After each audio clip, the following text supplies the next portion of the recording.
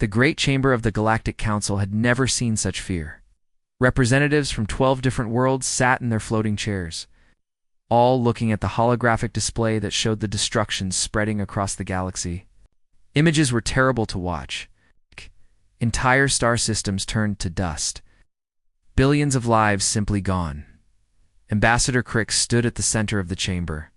His blue skin had turned pale, and his forearms shook as he spoke. The Xanthari were known as one of the strongest races in the galaxy, but today Crix looked broken. The Voidbringers have awakened, he said, his voice barely above a whisper. The translation devices around the chamber made sure every species could understand his words. After sleeping for 1,000 years in the dark spaces between galaxies, they have returned. The chamber fell silent. Every being present knew the old stories about the Voidbringers. They were legends told to frighten children. Ancient tales of dark ships that could appear from nowhere and destroy anything in their path. Most civilizations had believed they were just myths. 3 of our core worlds are gone, Crix continued. Xanthari Prime, with its 1 billion inhabitants, was destroyed in less than 2 hours. Our quantum shields, the most advanced in the galaxy, meant nothing to them. Our plasma weapons could not even scratch their ships. Representative Thora of the Nexari shifted in her crystalline form. The Nexari were living creatures made of crystal and light. They had evolved over millions of years to become perfect warriors. Their ships were alive and could adapt to any threat in minutes. How many ships did they have? Thora asked, her voice sounding like wind chimes in a storm. We counted over 1,000 vessels in their advanced fleet alone, Crix replied. But that is not the worst part. When we destroyed one of their ships, it simply rebuilt itself from dark energy.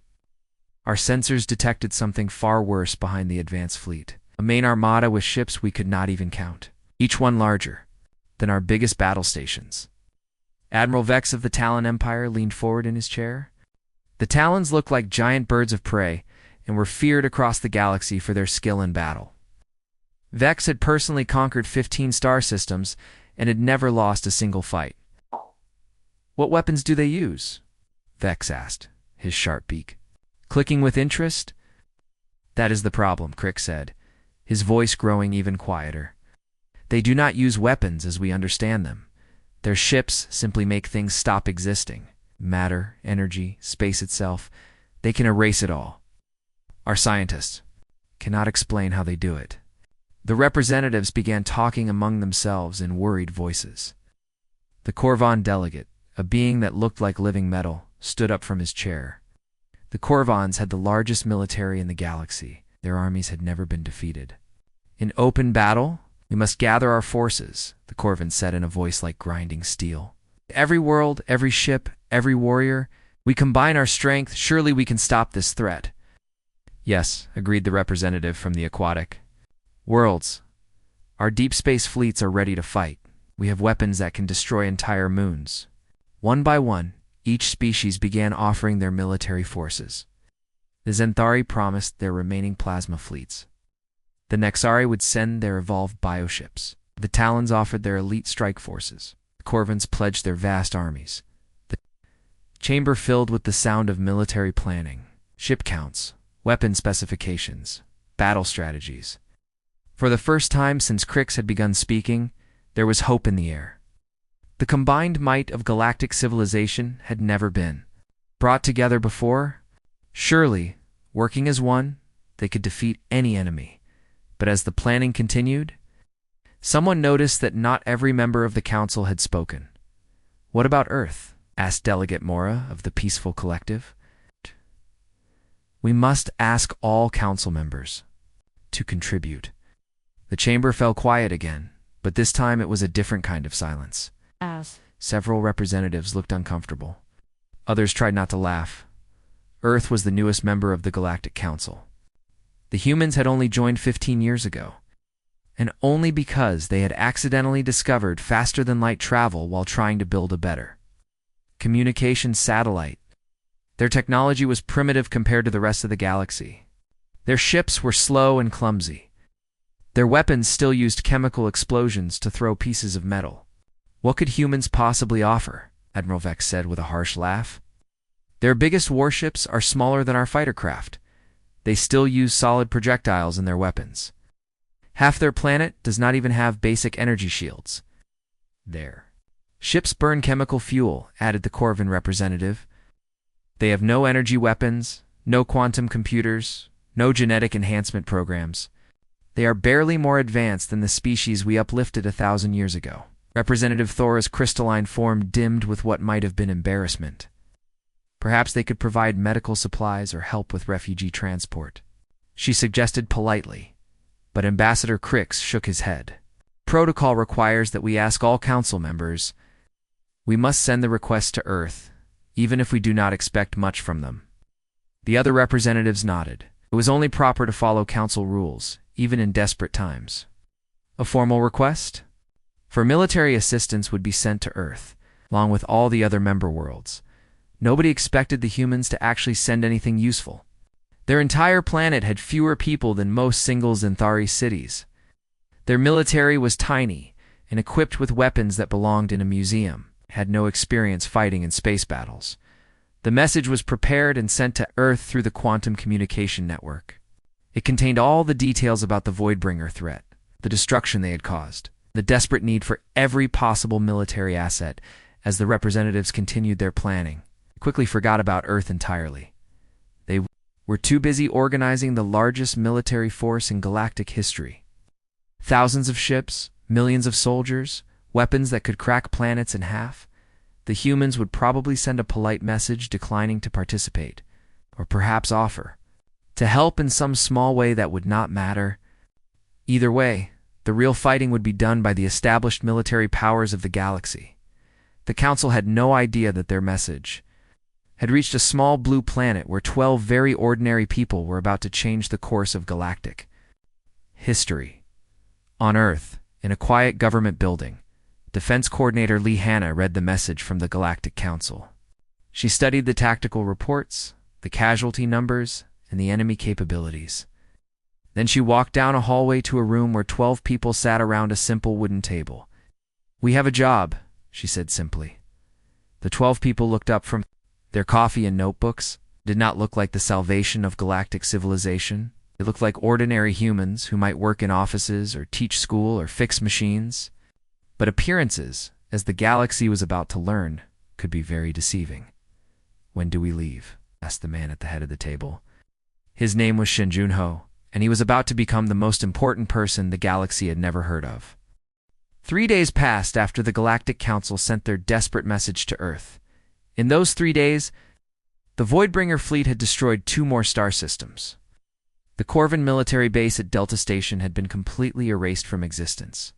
The Nexari living ships that tried to defend the mining colonies in the Outer Rim had simply vanished without leaving any trace. The alien representatives gathered again in the council chamber. This time, they were not just worried, terrified. Reports kept coming in from across the galaxy. Every fleet that engaged the Voidbringers was destroyed. Every weapon they tried failed. Every defense they built was broken in minutes. Ambassador Crix stood before the holographic display showing the enemy advance. His hands shook as he pointed to the red markers that showed Voidbringer positions. There were more red markers than anyone wanted to count. "They are moving faster than we expected," Crix said. "Our scientists believe the main fleet will reach the core worlds in less than 2 weeks. We need to finalize our battle plans immediately." The representatives had been working without sleep to organize their combined forces.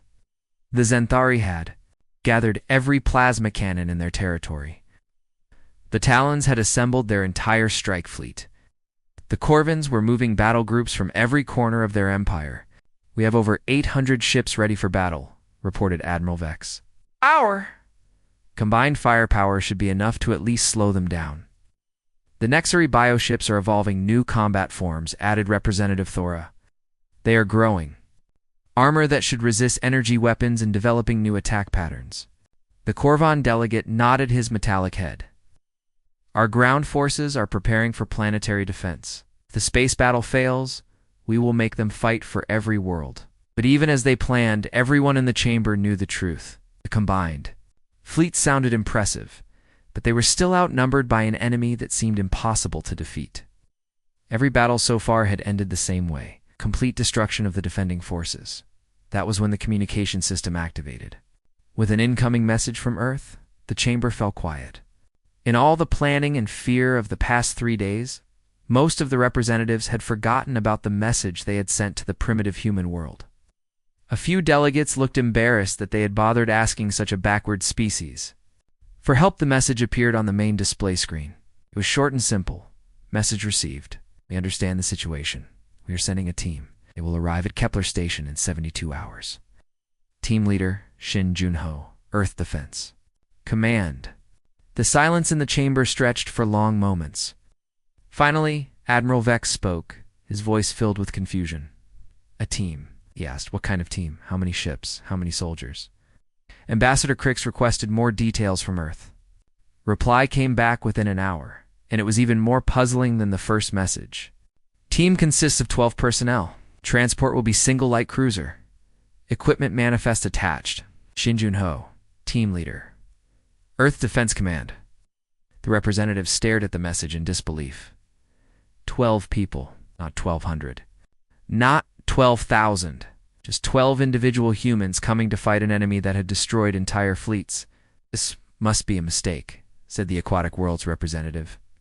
Perhaps their translation system is broken? They must mean 12. 1,000 soldiers. But when the Earth Defense Command sent the personnel files, everything became clear.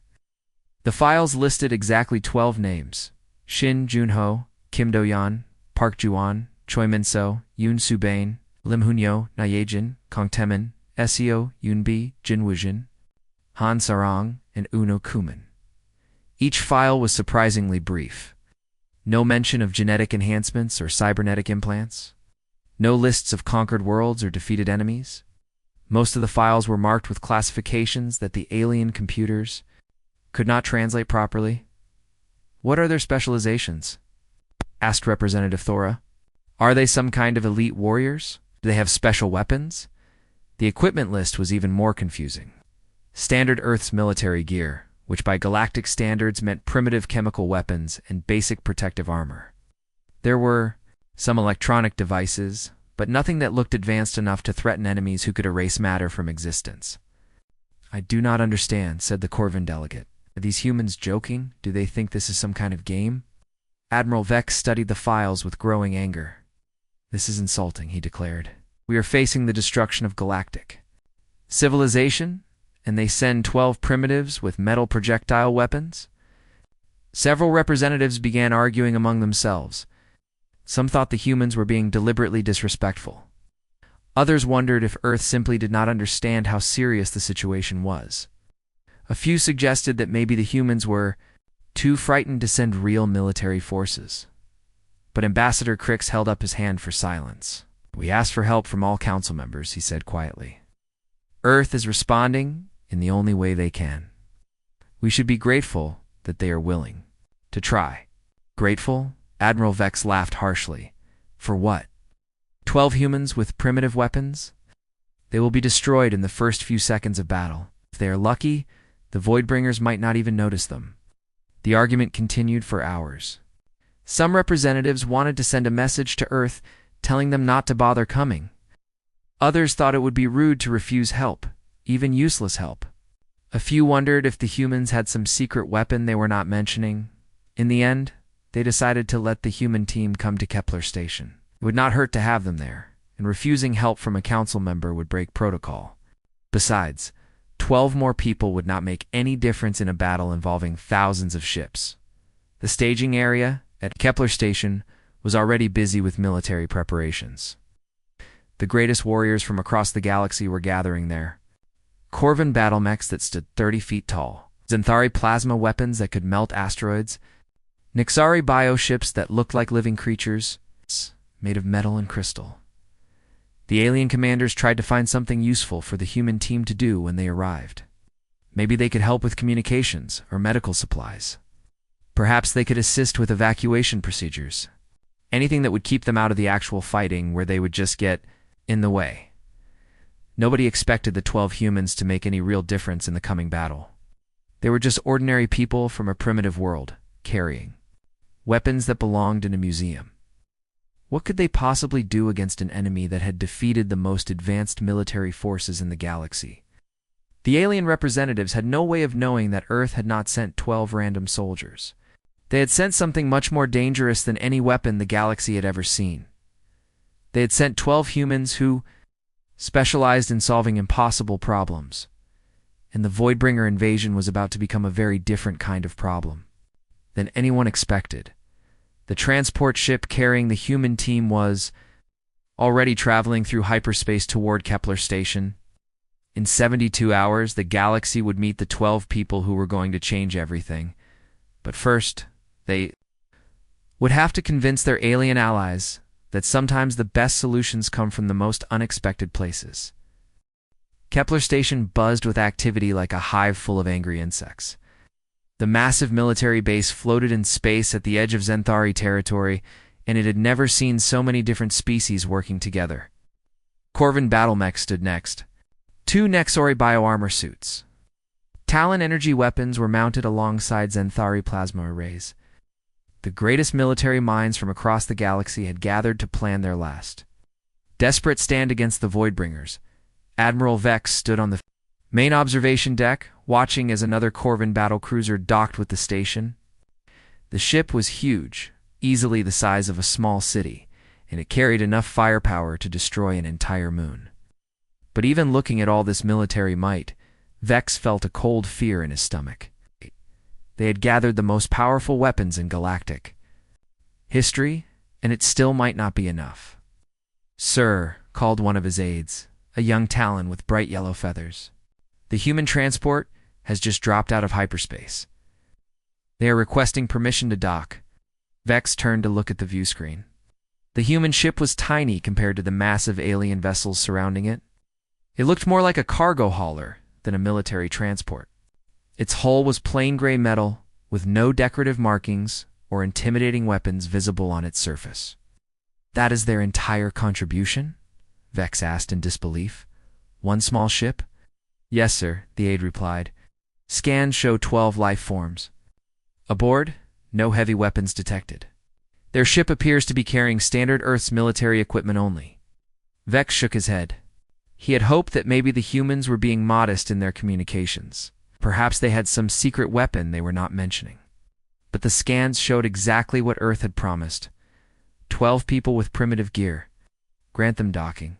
"Permission," Vex ordered. Bay 94 should be large enough for their vessel.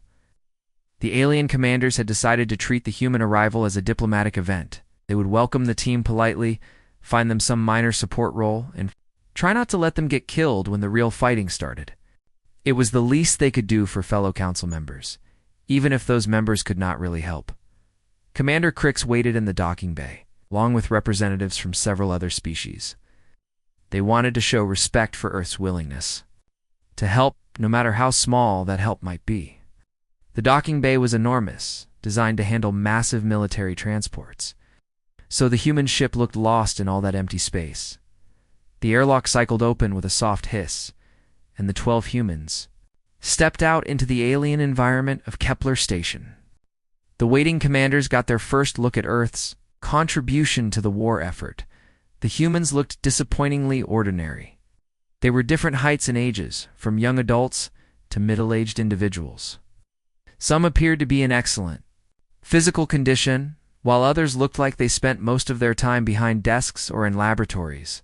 They wore simple uniforms that seemed functional rather than impressive. The man who stepped forward first was clearly their leader. He was average height, with graying hair at his temples and calm brown eyes that seemed to take in everything around him.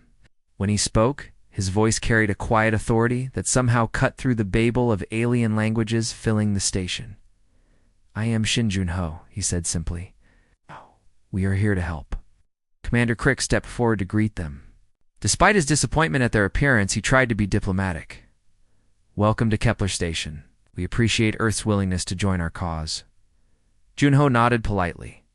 "We understand the situation is serious. We'd like to be briefed on current tactical assessments and enemy capabilities."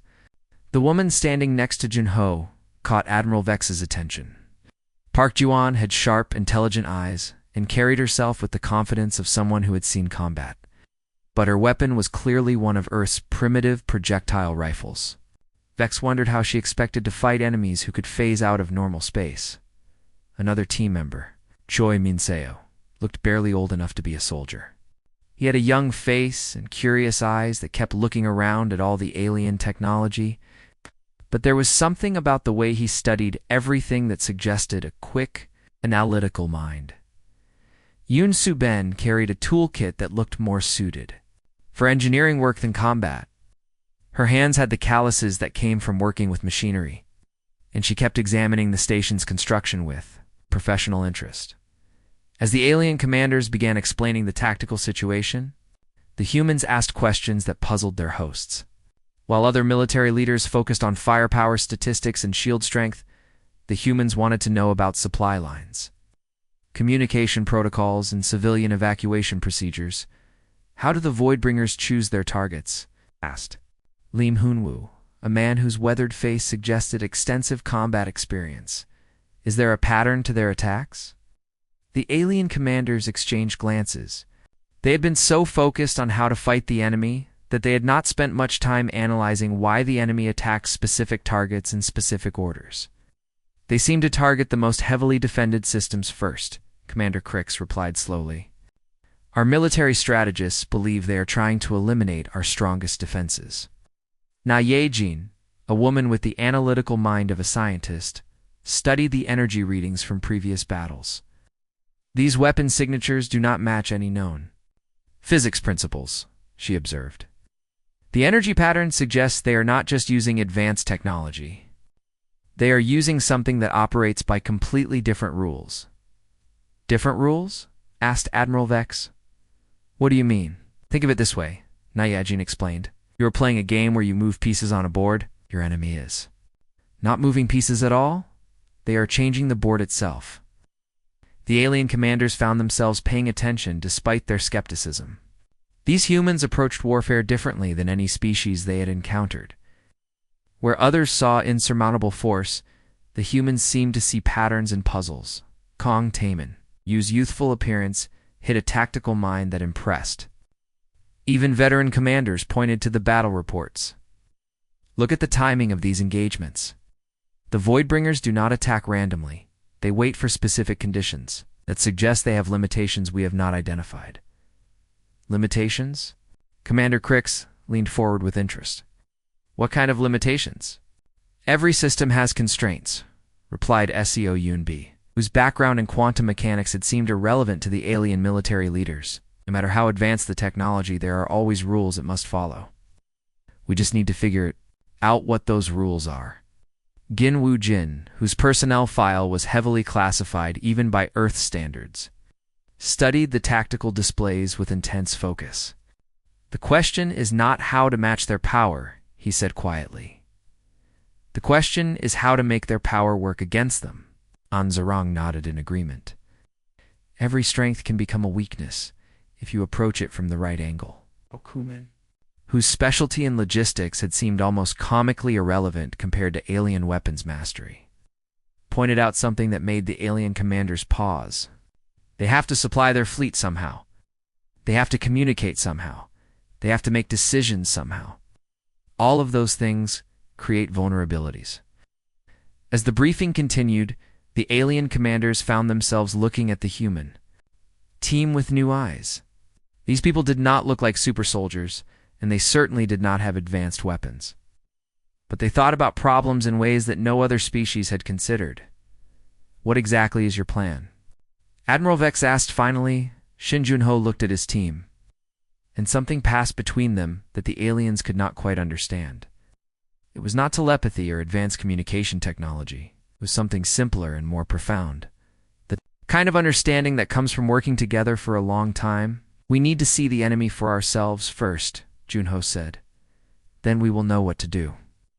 It was not the kind of detailed battle plan that the alien commanders expected, but somehow, coming from these 12 ordinary-looking humans, it sounded like the most sensible thing anyone had said since the crisis began. The alarm systems throughout Kepler Station screamed with urgent warnings.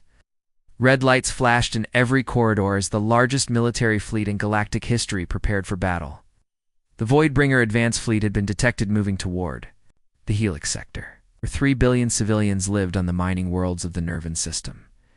Admiral Vex stood in the command center, watching as hundreds of ships launched from the station. The sight should have filled him with confidence. Never before had so many different species worked together for a single cause. The combined fleet represented the military might of 12 civilizations. The Zenthari battlecruisers moved out first, their hulls glowing with the energy of their plasma weapon systems. Each ship was over 2 miles long and carried enough firepower to crack a small moon. Their quantum shields shimmered around them like protective bubbles of pure energy. Behind them came the Corvan war fleet. Their ships looked like flying fortresses made of black metal. Each vessel bristled with weapons that could fire antimatter torpedoes across vast distances. The Corvans had never lost a battle in their 1,000-year military history. The Nexari bioships were perhaps the most impressive sight of all. These living vessels could change their shape during battle, growing new weapons and armor as needed. They had evolved over millions of years to become the perfect war machines. Their hulls pulsed with organic energy as they moved through space. 300 ships ready for combat, reported Commander Crix from his position at the tactical display. Every species has contributed their finest vessels and most experienced crews. Admiral Vex nodded with satisfaction. The enemy might be powerful, but they had never faced anything like this combined force. Surely the ancient Voidbringers could not stand against the united might of galactic civilization. The human team watched the fleet departure from the observation deck. Shin Jun-ho stood quietly beside Admiral Vex, studying the tactical displays. That showed ship positions and weapon readouts. The other 11 humans spread out across the deck, each one focusing on different aspects of the battle preparations. "Impressive fleet," Jun-ho said simply. "The finest warriors in the galaxy," Vex replied with pride. "Each ship represents decades of military advancement. Our weapons can destroy entire asteroids. Our shields can deflect planet-killing energy. Beams Park Juan examined the communication systems that would coordinate the battle." "How do you maintain command structure across so many different species and technologies?" she asked. "Advanced quantum communication arrays," explained the Talonade. "Each ship is connected to a central command network that can process thousands of tactical decisions per second." Lim Hunhua studied the battle formation as the fleet moved toward the engagement zone. "Very organized," he observed. "Everyone knows exactly what they are supposed to do." The first reports from the battle zone arrived 3 hours after the fleet had engaged the enemy. The news was encouraging. The combined galactic forces had successfully intercepted the Voidbringer advance fleet near the outer edge of the Helix sector. "Direct hits confirmed on multiple enemy vessels," reported the communications officer. "Zenthari plasma cannons are showing good effect. Corvan antimatter torpedoes have destroyed at least 6 enemy ships." Admiral Vex smiled with fierce satisfaction. "I told you the combined fleet would make a difference. These ancient devils have never faced coordinated military action like this." But Choi Min-seo was watching the tactical display with growing concern. "The enemy ship count is not decreasing," he pointed out. 6 ships were destroyed, wire sensors still showing the same number of contacts. The communications officer checked his readings twice before responding. "There seems to be some kind of sensor error. The destroyed ships are somehow showing up on scans again." Yejan studied the energy readings coming from the battle zone. "These signatures are changing," she said quietly. "The Voidbringer weapons are adapting to our tactics in real time." As the battle continued, the reports became more confused and desperate. The Voidbringer ships had begun to phase in and out of normal space, making them nearly impossible to target. When they reappeared, their weapons seemed to simply erase sections of the galactic fleet from existence. "The Nexari bioships are trying to adapt," came a frantic transmission from the battle zone. "But every time they evolve a new defense, the enemy weapons change to counter it." Yoon Subane examined the technical data streaming back from the fleet. "Their shields are failing in ways that do not make sense," she reported. "The energy readings show the shield generators are working perfectly, but the shields themselves are just disappearing." The mood in the command center began to change from confidence to concern. The battle reports were becoming increasingly desperate. Ships that had been fighting effectively suddenly found their weapons useless. Defenses that had held for hours simply stopped working without any apparent cause. "What is happening out there?" demanded Admiral Vex. "Our fleet has the most advanced weapons and defenses in the galaxy." Co Yunbi studied the quantum signatures coming from the battle zone. "The Voidbringers are not just using different technology," she said slowly. "They are using different physics. They can change the fundamental rules that govern how matter and energy interact." "That is impossible," protested Commander Crix. "There are universal laws that cannot be changed." "Not impossible," replied Jin Wujin quietly. "Just operating from a different understanding of what those laws actually are." The communications from the battle zone became more frantic with each passing hour. Fleet Admiral Theron, of the Zenthari, reported that his plasma weapons had simply stopped working. The energy was being generated correctly, but when it reached the enemy ships, it ceased to exist. Corvin General Axon sent word that his antimatter torpedoes were phasing out of normal space before they could reach their targets, even when they managed to hit enemy vessels. The ships would reconstitute themselves from dark energy within minutes. The worst news came from the Nexari fleet commander. "Our bioships are dying," the transmission reported. "Not destroyed, actually. Dying. The Voidbringer weapons are somehow convincing our living ships that they do not exist."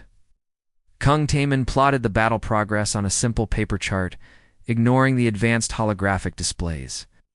"The pattern is clear," he announced. "Every time our forces develop an effective tactic, the enemy adapts within minutes. But their adaptation is not random. They are following specific rules."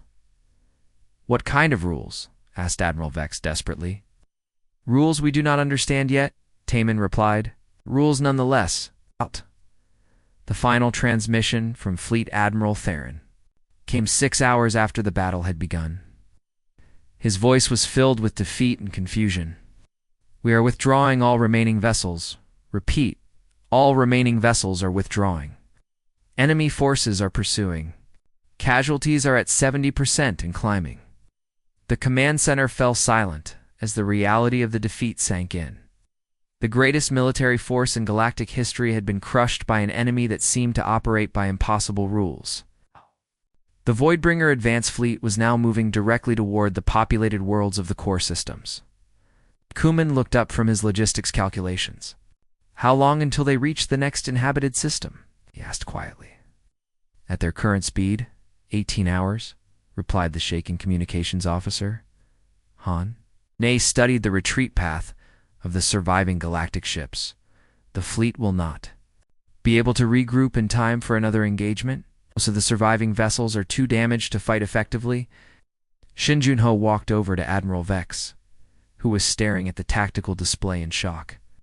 The alien commander looked like he had aged 10 years in the past few hours. Admiral Junho said quietly, "We would like permission to take a reconnaissance ship to the battle site." Vex turned to stare at the human in disbelief. "Absolutely not. We just lost our most advanced warships to an enemy we cannot even understand. Sending 12 humans in a small scout ship would be suicide." "Maybe," Junho agreed. "We need to see what we are really fighting." "You would be destroyed in minutes," protested Commander Crix. "These enemies can erase matter from existence. They can change the laws of physics around them." Gunhal looked at his team. The 11 other humans nodded slightly, a silent communication that the aliens could not interpret. "We would like to try anyway," Junho said simply. It was either the greatest act of courage in galactic history or the most pointless sacrifice anyone had ever seen. The reconnaissance ship Horizon was barely 1/10 the size of the massive alien warships that had been destroyed in the Helix Sector battle. Its simple gray hull drifted through the debris field, where hundreds of advanced vessels had met there. Doomed just hours before, twisted metal and crystalline fragments floated in the darkness. All that remained of the greatest military force in galactic history, Shin Junho sat in the pilot seat, guiding the small ship carefully through the wreckage. The other 11 humans were spread throughout the tiny vessel, each one focused on different instruments and sensors. Their equipment looked primitive compared to the advanced scanning systems used by galactic forces, but the humans seemed to Find exactly what they were looking for. Energy readings are still active in this debris, reported SEO Yunbi from her position at the science station. The Voidbringer weapons left some kind of residual signature. It is like they burned a pattern into space itself. Park Ji-won studied the tactical recordings from the battle, playing them back at different speeds and from different angles. Look at this sequence, she said, pointing to her screen. The Xanthari plasma cannon hits the enemy ship directly. For 3 seconds, the ship shows damage. Then it simply repairs itself, not repairs. Corrected Na Jejin, who was analyzing the quantum signatures left behind by the destroyed fleet. The ship does not repair the damage. The damage stops existing. It is like the universe forgets that the ship was ever hurt. Choi Min-seo was tracking the movement patterns of the Voidbringer ships during the battle. His young face was focused, with intense concentration as he plotted coordinates on a simple paper chart. Their phase shifting is not random, he announced. They disappear for exactly 47 seconds, then reappear for 33 seconds. Every single time. 8:47. And 33, repeated Yoon Subain, who was examining the energy patterns from her engineering station. Those numbers mean something. No natural process follows such precise timing. Lim Hun-woo studied the final moments of the battle when the Galactic fleet had tried to retreat. Watch what happens when our ships try to escape, he said, highlighting sections of the tactical display. The Voidbringers do not pursue immediately. They wait for our ships to reach a certain distance. Then they follow. Like they are following rules we do not understand. Jin Woo-jin was perhaps the most focused of all the humans. His background remained classified, but his understanding of warfare was clearly extensive. They are not invincible, he said quietly. Every time they adapt to counter one of our weapons, they become temporarily vulnerable to something else. The problem is that our forces were too organized. Too organized, asked Han Sarong, looking up from her communications analysis. Can military forces be too organized? Because organization makes you predictable, Jin replied. The Voidbringers can see our battle plans and adapt to counter them. But if our tactics were random and chaotic, they would have trouble adapting fast enough. Okuman was running calculations on his portable computer, trying to understand the logistics of the Voidbringer fleet. They have to get energy from somewhere, he said. Even if they can manipulate matter in space, they still need power to do it, and power always has limits. Kung Temin was studying the Voidbringer ship formations when he made a discovery that changed everything. They are not attacking randomly, he said with growing excitement. Look at the pattern of which ships they target first. They always go after the command vessels, then the heavy weapons, then the support ships. They follow the same order every time. The same order, repeated Junho thoughtfully, which means they have a strategy. And if they have a strategy, they have limitations that force them to use that strategy. The 12 humans worked together with a coordination that impressed even themselves. While alien forces had tried to match the Voidbringers with superior technology, the humans were approaching the problem like a puzzle that needed to be solved. I found something, announced SEO Yunbi suddenly. The phase shifting creates tiny distortions in local space-time. The distortions are so small that advanced sensors ignore them as background noise. Ow! But if you know what to look for, you can predict where they will reappear. And the energy manipulation, added Na Yejin, it requires perfect environmental conditions. Any disruption to the local quantum field causes their weapons to become less effective. That is why they wait between attacks. They need time to stabilize. The area around them, Park Ji-won was examining the communication intercepts from the battle. They coordinate their attacks through some kind of network, she reported. But the network has to process enormous amounts of information. If we could overload it with too many variables, we could disrupt their coordination, finished Lim Hun-woo. Make them vulnerable during the processing delays. The pieces of the puzzle were starting to come together. The Voidbringers were not gods who could ignore the laws of physics. They were using advanced technology that operated by different rules. But those rules still had limits and constraints. We need to get closer, said Junho. We need to see how they actually work. The horizon moved deeper into the debris field, heading toward the last known position of the Voidbringer advance fleet. The humans knew they were taking an enormous risk. If the enemy detected them, their small ship would be destroyed instantly. But they'd learned something that the Galactic commanders had missed. The Voidbringers were powerful, but they were also predictable. They followed patterns and procedures that could be analyzed and understood. Contact, reported Choi Minseo from the sensor station. 3 Voidbringer ships, 2,000 kilometers ahead. They appear to be scanning the debris field. Are they searching for survivors? Asked Han Sarong. No, replied Jin Woojin, studying their movement patterns. They are collecting data, analyzing how effective their weapons were. They need to learn and improve their tactics. Junho moved the horizon behind a large piece of wreckage, using it to hide their ship from enemy sensors. From this position, they could observe the Voidbringer vessels without being detected. The enemy ships were beautiful and terrible at the same time. Their hulls seemed to absorb light rather than reflect it, making them appear like holes cut in two. Space itself. Energy flickered along their surfaces in patterns that hurt to look at directly. They are scanning the wreckage with some kind of exotic particle beam, reported Yoon Suban. But look at the power readings. Each scan drains enormous amounts of energy from their systems. They are not unlimited, realized Oh Kumin. They have to manage their resources just like anyone else. That means they can be exhausted. SEO Yoonbi made the most important discovery of all. The phase shifting, she said with growing excitement. It is not just a defensive measure. They have to phase out of normal space to recharge their weapons. During those 47-second intervals, they are completely vulnerable. Vulnerable to what? Asked Nyajin. To anything that can exist. In both normal space and whatever dimension they retreat to, replied SEO Yoonbi. Something simple enough to not be affected by their reality manipulation. The humans looked at each other with understanding. They had found the answer that had escaped every advanced civilization in the galaxy. The Voidbringers could be defeated, but not with advanced technology or superior firepower.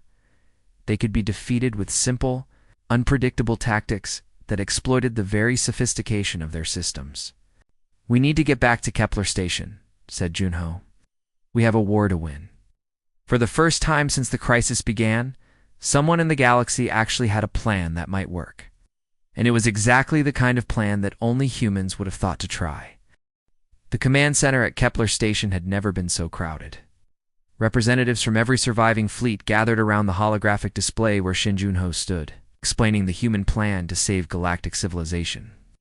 The alien commanders listened with expressions ranging from hope to disbelief. You want us to attack with small groups instead of our main fleets? Asked Admiral Vex, his sharp beak clicking with confusion. Our fighters are no match for Voidbringer capital ships. That is exactly the point, replied Park Juan. They expect large, organized attacks. Their systems are designed to counter coordinated military tactics, but they have trouble adapting to chaos. Commander Crick studied the tactical diagrams that Choi Minseo had drawn on simple paper charts. The young human had ignored all the advanced computer systems and worked with basic tools that any species could understand. These attack patterns make no sense, Crix protested. There is no logical formation, no clear objective. How can we coordinate multiple species with tactics like these? You do not coordinate, explained Lim Hyunwoo. Each group acts independently. When the Voidbringers try to predict your next move, you change to something completely different. The alien commanders struggled to understand this approach. Their entire military philosophy was based on organization, planning, and coordinated action. The human plan seemed to throw away everything they had learned about warfare. Yejin activated a simple projector that showed energy readings from their reconnaissance mission. The Voidbringers need stable conditions to use their reality manipulation weapons, she explained. If we create enough chaos in the battle space, their advanced systems become less effective. But how do we hurt them? Demanded the Corvin representative. Our best weapons could not even scratch their holes. Yoon Suban smiled and held up a metal projectile, the kind used in primitive human weapons. With something so simple that their systems cannot adapt to it, she said. During their phase shift recharge cycles, they exist partially in normal space, Basic kinetic weapons can damage them during those moments. Impossible, declared Admiral Vex. Metal projectiles against ships that can manipulate matter itself? Sometimes the simplest solution is the best solution, replied Jin Wuzhen. Their defenses are designed to counter energy weapons and exotic particles. They are not prepared for chunks of metal moving at high speed. The final battle took place in the Sanctuary system, where the Voidbringer main fleet had gathered to prepare their assault on the galactic core worlds, instead of the massive armadas that had failed before. The human plan called for hundreds of small attack groups, each acting without central coordination. Co Yunbi had worked with alien engineers to modify their weapon systems.